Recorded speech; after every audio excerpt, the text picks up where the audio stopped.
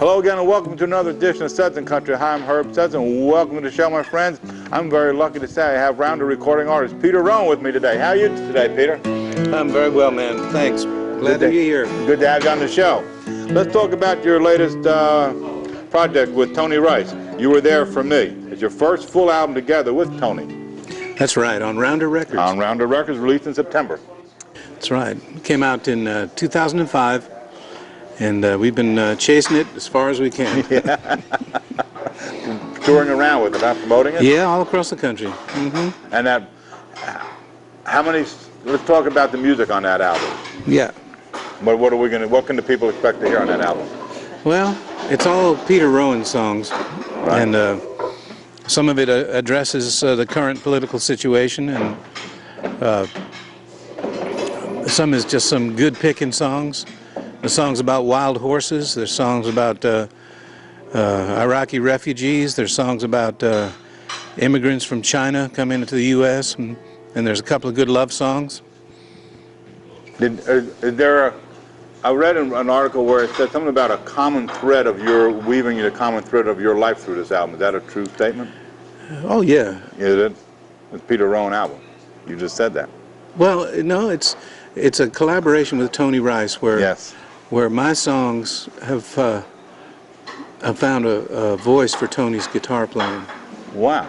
Isn't that nice? Yeah. The CD is very much a collaboration, yet it continues the individual creative journeys that have established your reputations over the years.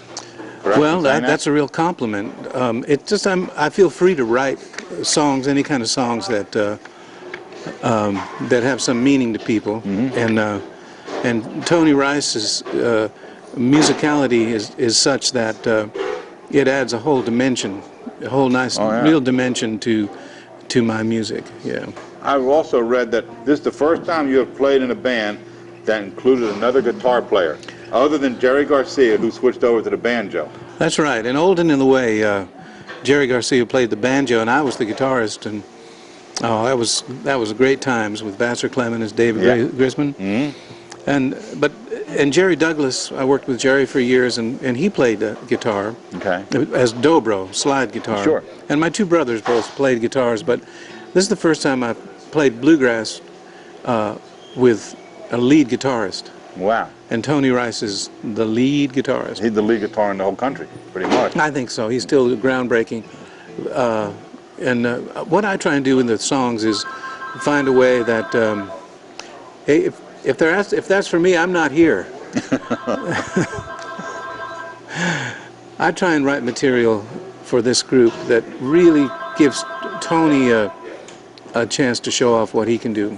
He's flat picker. He's a flat picker. Now what's a flat picker? I don't know what a flat picker is. Flat picker does stuff like this. Okay.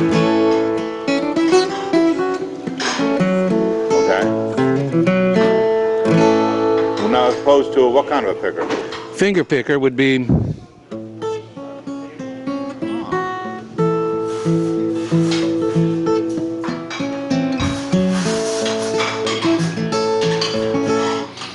so we try and mix that up a little bit. I try and do more flat picking and complement Tony's fingers.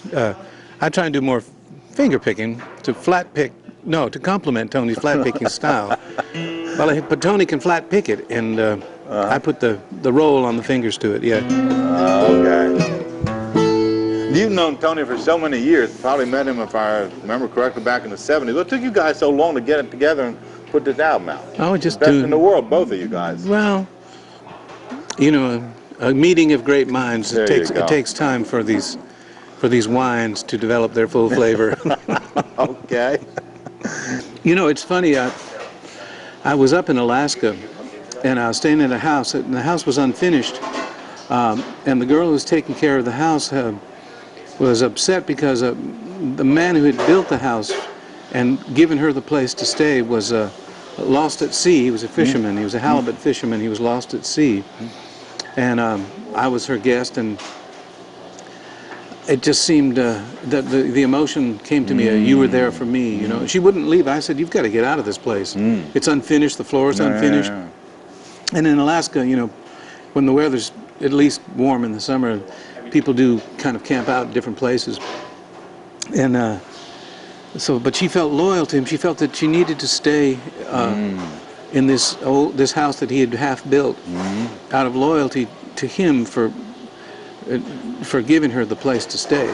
Wow. I said, you know, it's kind of sad here. It's just like, you know, in Alaska, when fishermen are lost at sea, you know, you don't know.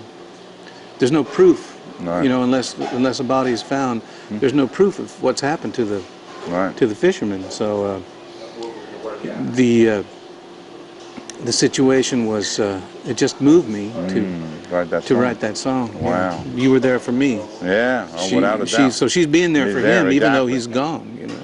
Never see him again. Yeah. Hey, your career encompasses a variety of musical genres, from Tex-Mex to old-time country, Celtic rock and roll, jazz fusion, bluegrass, world music, and reggae. Billy? Reggae, man. Reggae. Say that again.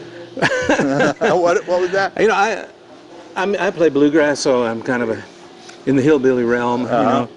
And reggae is very heartbeat music. And I was down in Jamaica. Yes. And I'm heading there after this gig, and the musicians down there and the Rastas and the good people, they like the bluegrass music. They really like bluegrass. So I made a record of reggae treatment of some bluegrass songs like Little Maggie and the Cuckoo Bird, and some of my own tunes, and I called it Reggae Billy. That's it. Does Reggae Billy music require any special instruments or any kind of specialized players to back you up on this kind of a... Well, you know, it started out of some acoustic picking that I was doing with Sam Bush and Jerry Douglas down in Nashville, and doing Bob Marley tunes, and realizing that the difference between, you know, a bluegrass beat and a reggae was very similar. And so we began doing more and more Bob Marley tunes, and No Woman, No Cry, and songs like that, Redemption Song, Concrete Jungle, and then he moved into some other material, and with the right players, you can shade the bluegrass into the reggae. Okay. But there's a certain commitment to that music that there's a divide at which after you are either reggae or you're bluegrass. So over the last 3 years when we've been playing live, of course with Sam and Jerry it's no problem. But I've more and more taken just a more straight ahead reggae band out to do dates where the reggae-billy music is being presented, because the album represents more of a Jamaican feel than it does a bluegrass feel. Exactly. But I think the way that the Jamaican players approached the traditional tunes like Little Maggie and the Cuckoo Bird, it's just so brilliant. It's just so brilliant. Wow. Yeah, the feel that they bring to it. I mean, truthfully, if you want to know what America was like before the modern age, and feel the musical roots of our own music, you can get down to Jamaica and get up in the countryside away from the tourists, and you'll be like in the South during the slavery days. That's when you know, entire communities were you know, built up around the plantations and big farms and stuff like that. I mean, it's not exactly the same. Jamaica's a free country, you know, with its own government, self-governed. But the old ways are still up there. People still speak a very old English language, kind of like a patois from the 1700s. And for me, I'm a roots man, and that really makes me feel good, connected. Makes me feel good. Makes me feel good all over to connect with the Jamaican people. And the music is approached as a deep, kind of spiritual thing, like the old black music of our South, you know. Is that different than the regular Caribbean music that you hear on other islands down that? Well, you know, as soon as I'm talking about way up in the country. Oh, way up in the country. Okay. The way people sing up in the country. Not the traditional. But you know, it's all good. You know, some of these older bands, you know, of guys wearing these hats, you know, work hats, basically. You know, playing maracas and guitars and strumming and singing, sing-songy kind of stuff. That's good too. There's nothing wrong with it. It's beautiful. Music. But the reggae was about awareness, cultural awareness in Jamaica, and it brought in, you know, some of Johnny Cash's sound. Oh yeah. They loved Jim Reeves, but it also brought in, you know, music from Trinidad Right. and Tobago. All the styles kind of in Jamaica, they took them and concentrated them, distilled them down to a heartbeat sound that's much different than the music on the other islands. I read where you played that kind of music out at Telluride. Yeah, the bigger festivals is good. We did Bonnaroo. How do they receive it out there? Oh, they love it. Do they? Oh, sure. Oh, yeah. Yeah. That's what I'm, you know, as long as you're well received. Yeah. They like anything I do. Yeah, well, look who's talking. Look, got the best there is. Hey, I talked to a friend of yours, Don Edwards. Oh, Don, yeah. I had him on the show back in September. And he said he did a collaboration with you. Talk to me about what you did with Don Edwards back in 2002. Well, again, it was a kind of collaborating to bring cowboy music into a little more bluegrass feel. So it was myself, Peter Rowan, yes, Norman Blake, Tony Rice, and Billy and Bryn Bright. We became, and Norman's wife Nancy played a little bit too. We kind of brought in a more of a bluegrassy country feel to the cowboy music. And Don had all the cowboy music in him. Oh, sure. So we got, you know, it's not quite bluegrass, but it's just some